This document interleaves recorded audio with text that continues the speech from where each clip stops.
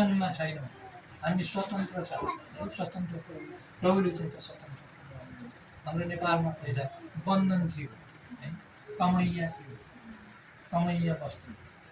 बाबुलाई किनेर राख्यो भने उसका छोराछोरीहरूले पनि त्यही नै चाहिँ त काम गर्नुपर्थ्यो, त्यस्तो प्रकारको चाहिँ त कमैया थियो है।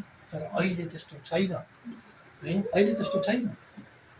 प्रभु येशू ख्रीष्टले हाम्रो पापबाट त्यो त त्यसको हाम्रो पापबाट चाहिँ त हामीलाई स्वतन्त्र बनाउनु भयो, धार्मिक बनाउनु भयो।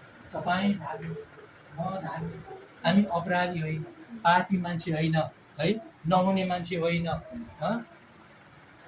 कैदी मान्छे होइन, झगडालु मान्छे होइन, कैदीलाई भनेर चाहिँ बोलाउनु पर्छ। हामीलाई आउनुहोस् तपाईँ, मुद्दा चल्यो केही चल्यो भने न्यायाधीशले चाहिँ अदालतमा सम्मान गर्छ। चोरी आए पनि, डकैती आए पनि, अपराधी आए पनि उहाँलाई